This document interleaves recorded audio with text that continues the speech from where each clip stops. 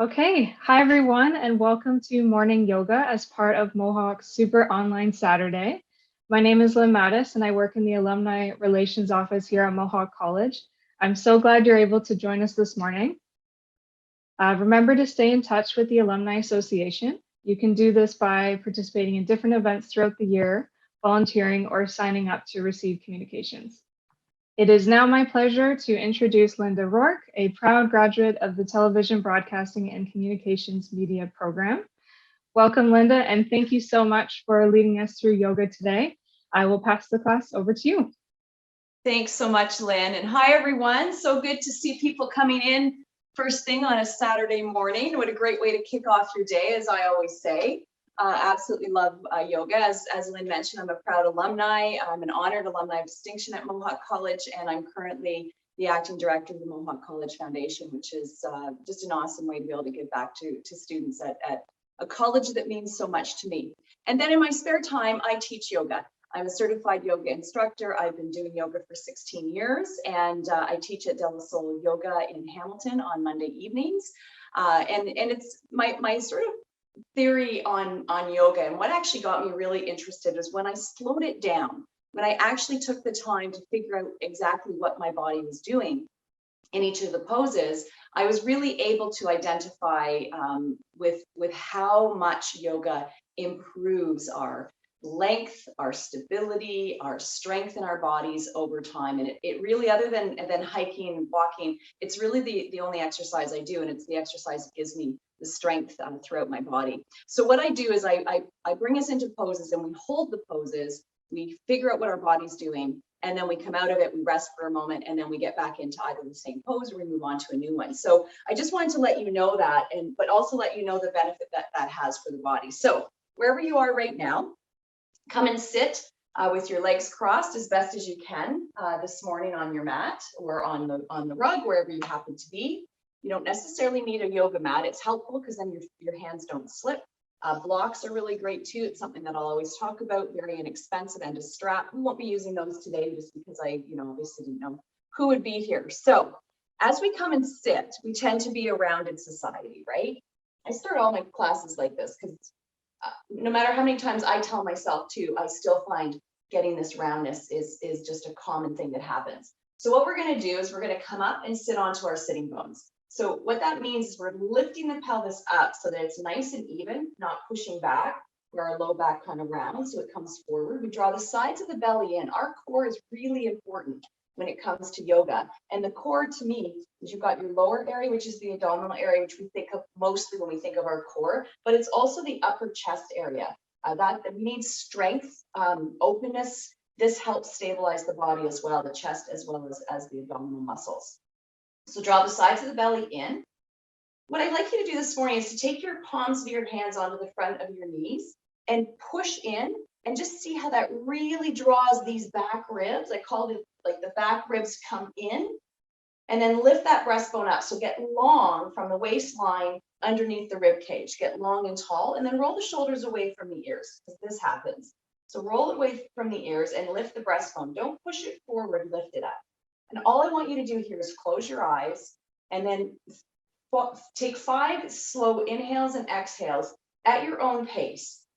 Breathing is such an important part of our day. We do it automatically, but what we need to understand is we need to bring a lot of openness, depth into our breath, not just breathing in and out of the upper part of the lungs. So I want you to think of the breath starting from the belly, and as you inhale, the belly moves away from the spine, even though we're holding the sides of the core abdominal muscles in. And then that travels all the way up to the top, very top of the lungs and into the base of the neck, and then you let that breath go.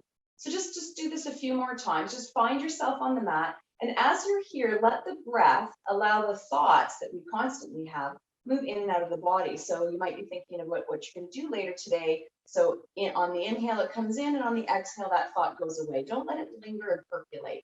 Just let everything move in and out today. And then try to keep that throughout your practice, because what the breath does is it allows us, come back around, it allows us to stay in the moment, and it allows us to hold poses, to go a little deeper with our poses. So those things are all so important to us when we practice yoga. All right, so come back around, keep that lift, keep that openness. I want you to take your right hand behind you and take your left hand over that right knee. What I want you to not do as we come around and twist is lift the left hip up. So you're gonna, it's like you're anchoring the left hip down and away from the waistline as you come around in your twist. So you're gonna slowly bring the abdominal muscles around little by little by little. It's not about how far you go. It's about going, hey, are you guys working today? And lift up. So on your inhale, you lift the breastbone up, you draw the right shoulder in and down the spine, and then on your exhale, you twist the abdominal muscles over. So inhale, you lengthen and lift, and then you come over. And once you feel you've come as far as you can, really tuck that right shoulder in and down, and just take your head as far as you can to look over the shoulder. So really trying to stretch the body out here, and then take that left hip down and away because it's probably moved, it's cheating, it's coming around, and then release and come back to center, and then do your other side. So if I turn to the side, you can see me. We don't want to be like this. I want this back arm, so your arm is coming in and tucking right in as close as it can, and then you're coming around this way. And you're keeping the breastbone lifted.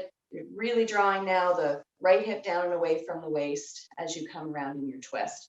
And then it's the shoulder that I'm talking about, because we all tend to roll our shoulders forward. So you really want to roll an external rotation and really get that to roll away from the ear, lengthening the side of the neck, and then tuck the shoulder blade in and down the spine as you come around in your twist. And breathe, of course. This is where we breathe in and out, and then release and come back around. So just so you can say hello to those abdominal muscles, we're going to do just a tiny bit of core work, and this is called boat pose.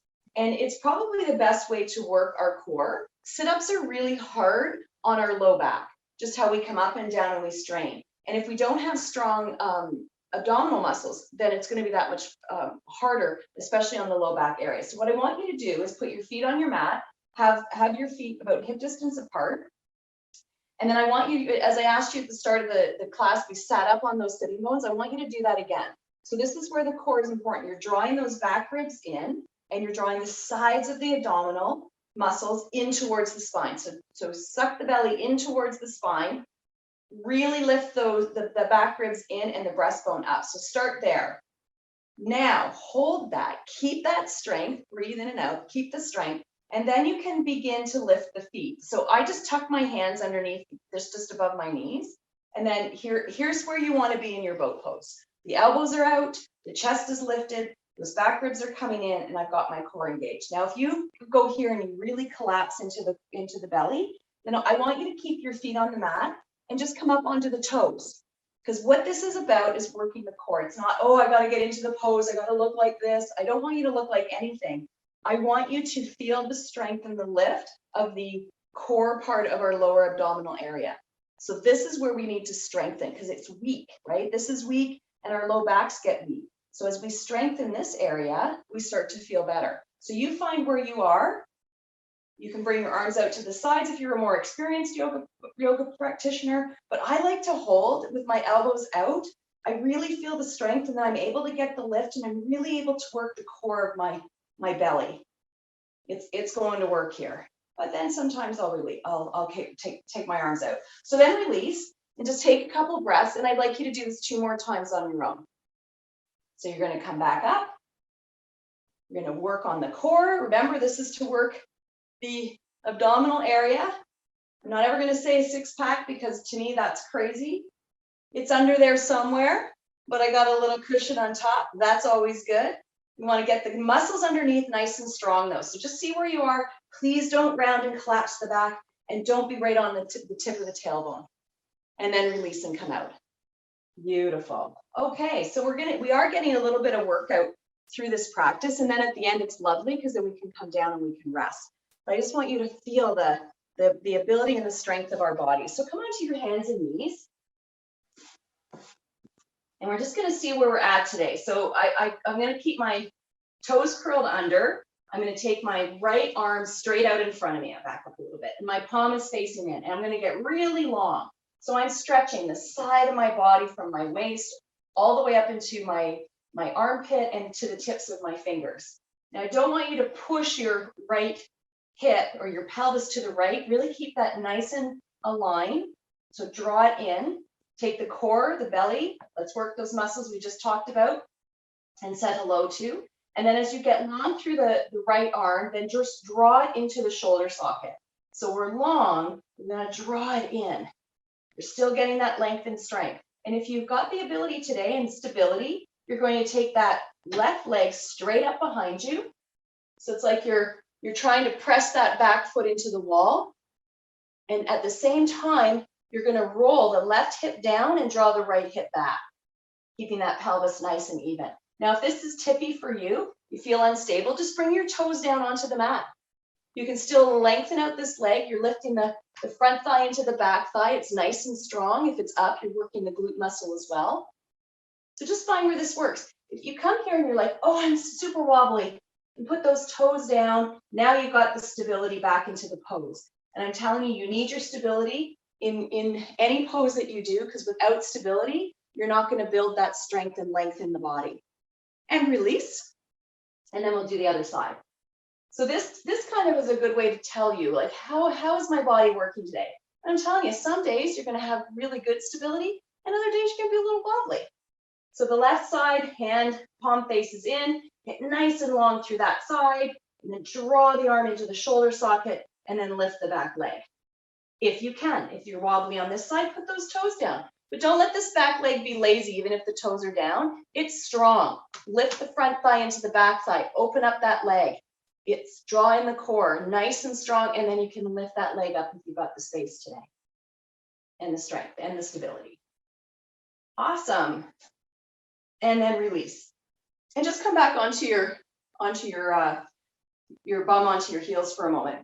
So quite often in yoga, because of all the work we do on computers and phones, our wrists will get sore. So what you're also trying to do is we tend to, when we do yoga, we push down into the mat instead of lifting up. And so what we're trying to do is lift up and away so that the wrist isn't taking all the strain and the pressure. So that's why we have to get really firm and the foundation in our hands. So we're going to do downward dog, one of my most favorite poses. It is actually a resting pose, but I'm like, I don't know. It's taken me, almost 16 years to try to find any sort of rest in my downward dog, but that's that lifting away from the mat, almost like you feel like you begin to float in your pose that you can try to get to. But what we're going to do is we're going to bring our knees underneath our hips. We're going to take our right hand slightly forward. So we don't want our wrists underneath our shoulders in downward dog. They're out in front of us, okay? And now what I want you to do is really press the palms of your hands down. So you don't want the palm to pop up. It's like you're trying to squish it flat like a pancake against your mat, and it's nice and wide. So from your pinky finger to your thumb, spread the hand as wide as you can. Have your index finger facing forward. Thumbs are coming in towards each other, and your pinky fingers are working towards the edges of your mat. And then really press down into the palms of the hands. And then bring your bum back towards your heels. I want you to keep your knees bent. No matter how long and how many downward dogs you do, start with bent knees today. It's early in the morning. Lift up. So you're lifting your hips up. Knees are bent. Feet are about hip distance apart, or if you look, they're like about two fists away from each other. Really get the foundation of the hands, and then draw your belly towards your thighs. So we don't want to be coming forward over our wrists. We're nice and backward. We're trying to connect our belly to our upper thighs and really lifting the sitting bones up. So you really want to lift the hips up in downward dog. And keep the knees bent for a little longer, because I want you to go to your arms. So foundation in the hands, and then think of the tricep muscle. So find your tricep with your mind and roll it under and the bicep up. And you should feel an adjustment there that opens up your upper shoulders. So bicep under, tricep under, bicep up. If you're not connecting with that, no worries. It's okay, but just think about it. Just see if you can just find that movement that I'm talking about, that openness that I'm looking for. And then lift the hips a little more, push the mat away so that you draw your belly closer to your legs. And then I want you to think of taking your kneecaps and lifting them up with your triceps as you lengthen out your legs. So you want to secure the knees and lift up, lift up, lift up. And then you think of opening the backs of the legs by taking the front thigh into the back thigh. And then go back to the arms. If you need to come out of this pose, by all means, bend your knees, come on down, take a few breaths, and then come back up and join us. I tend to hold downward dog for a little while because it's just such an amazing pose for us. And with what we're getting to is an inversion here, with the head hanging lower than the heart. And so this is really good for us as well. So we'll just breathe through it. There's that breath I'm talking about. And again, if you need to come in and out of the pose, come in and out of the pose. That's okay. And if you're still up and you're feeling really good in your downward dog today, this is where I'd like you to try to see if you can feel some of that lightness, that lifting up from the mat instead of pushing down in. And nice slow inhale and exhales. Your ears are between your biceps. Just a couple more breaths. And then slowly walk forward. So you're walking your feet towards your hands and you're going to come into a nice forward fold. So you can have your legs nice and bent here. So if you came out of downward dog, come back up and then just walk forward. And drawing the belly towards those thighs. Keep the legs bent a bit to start because we're going to now stretch out the hamstrings. And the hamstrings are usually very tight first thing in the morning before we've done anything. Fingertips on the mat if you can. This is where blocks come in handy, right? Where you can use the block to get more height. And if you can't touch the mat, then just put your hands on your shins. That's fine. And then I want you to begin to open up the legs. But as you do that, you're still trying to keep your belly connected to the upper part of your thighs. So open, open, open, open, and not rounding too much. Draw that belly down. Draw the belly down. Yeah, right? First thing in the morning, I know you're going to feel it. So if you are here with the knees bent, that's good. You can still lengthen. You can still lengthen the backs of the legs and lift up over the glute muscles with knees bent. So you find what works for you. Getting a nice stretch here. Let's just take our right hand onto our low back, our left hand onto the outer edge of our ankle, and we'll just do a nice little open twist here. So think back to the start of the class. We want to draw the shoulders away from the ears. We want to keep our hips even. So draw the left side back as you come around. Take the collarbones away from each other, getting a nice openness in the chest. Come back to center. And then let's do the other side. So right hand on low back, or left hand on low back, right hand on the outer edge of the left ankle. And we'll twist this way. So just try not to twist the whole body. So draw the right side back, keeping everything nice and even. The hips are even. And then open, draw the collarbones away. Beautiful. Come back to center. And then be careful as you come up because we've been folded forward and bent over for quite a while. So we don't want to get dizzy as we come up. So come on up.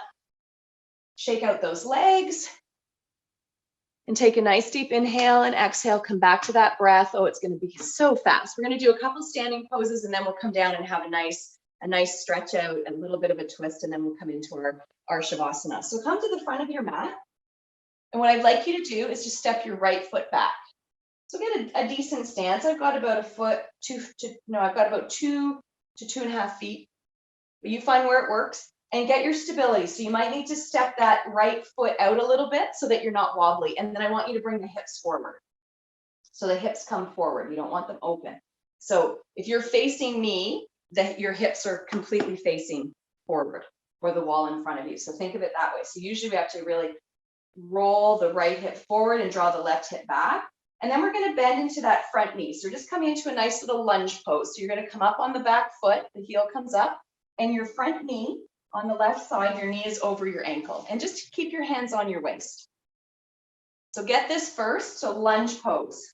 Knee over ankle on the left side, and then really open up that back leg. So you're taking the front thigh into the back thigh.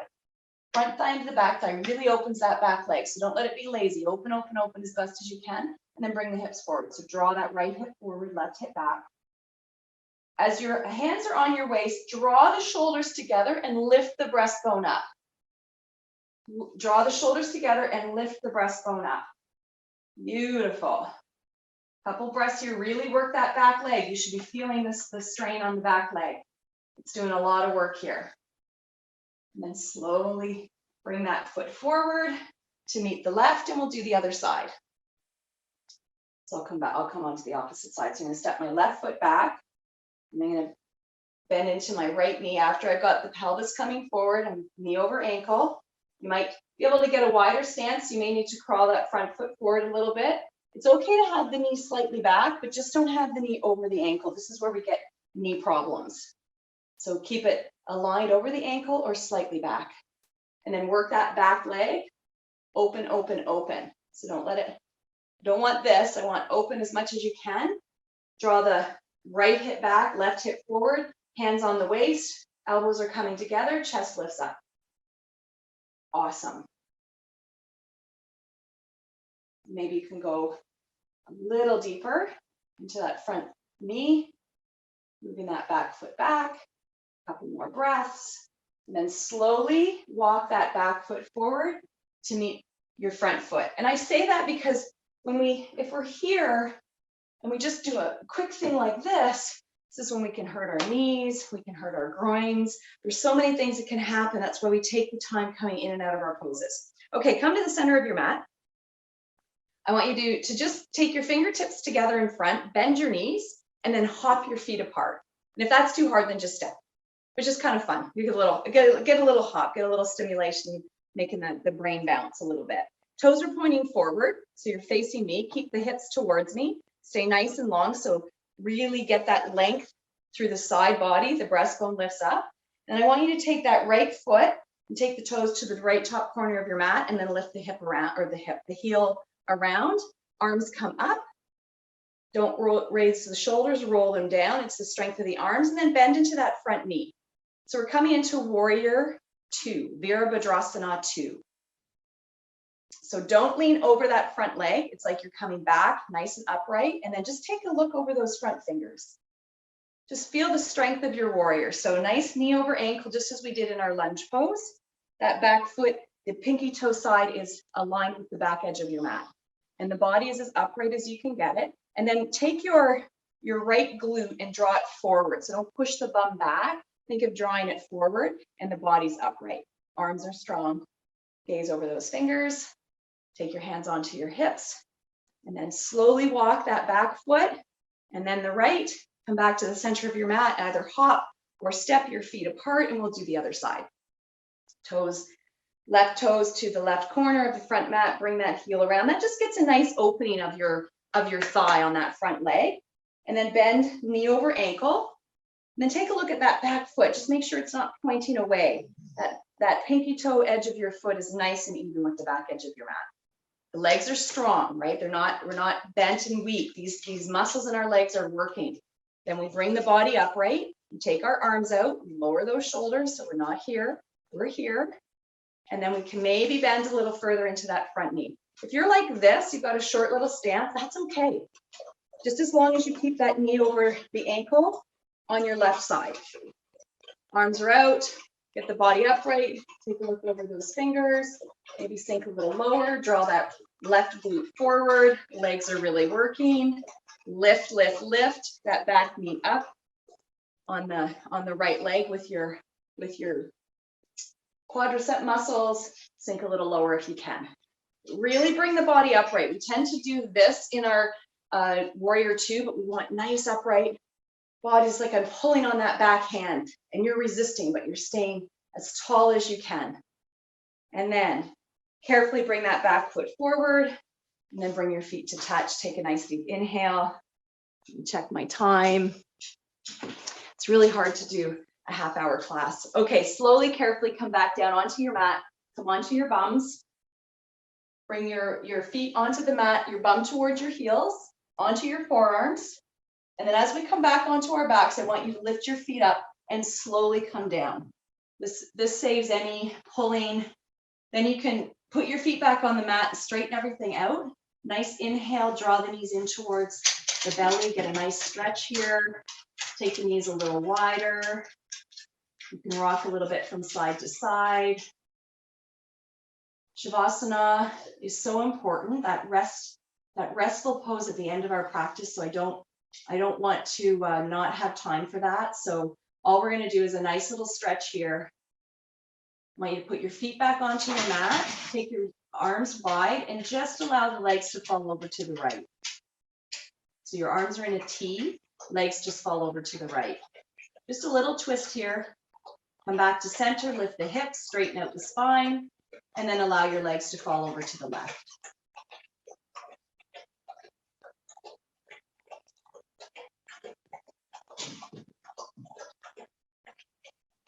And inhale, come back to center. Extend your right leg long and your left leg long.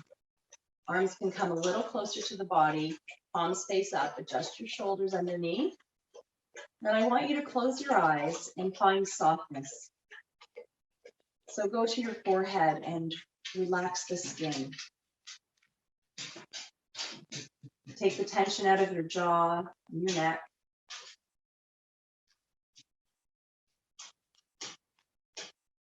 Slowly coming back to a natural breath as you breathe in and out. The chest softens, the belly softens.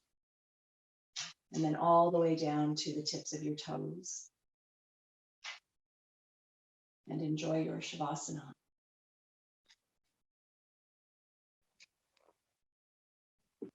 I'll bring you out in just a minute to close the practice.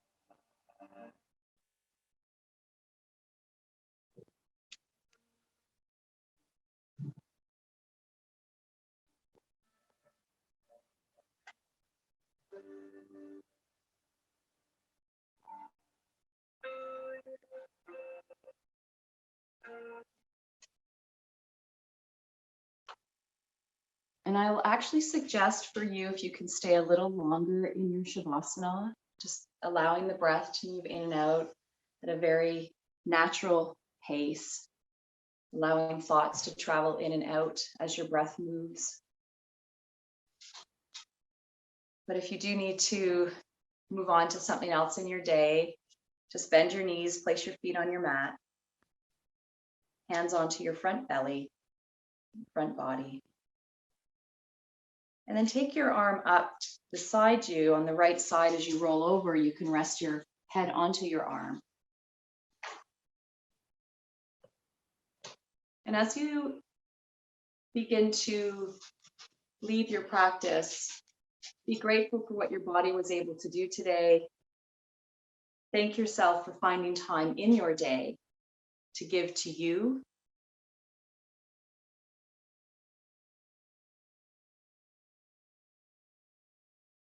And then make your way to seated.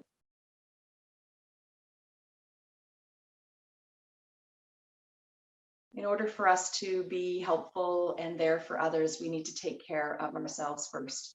And that's really hard for a lot of us to do. But just find time in your day, whether it's a half-hour practice of yoga, it's a walk, it's sitting and reading, it's just being outside for a bit, whatever works for you. Find that time. It's so important. A nice deep inhale up. We'll exhale our hands to heart center.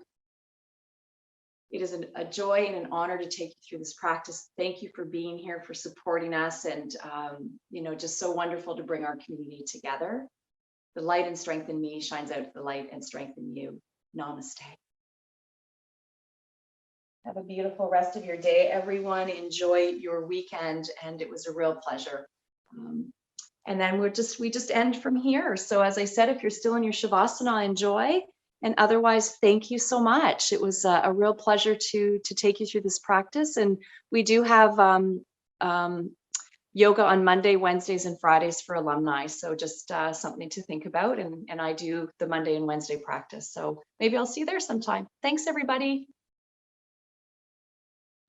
Thanks, Lynn. Thank you so much, Linda. That was fantastic. Thank you. Thank you, everyone, for joining.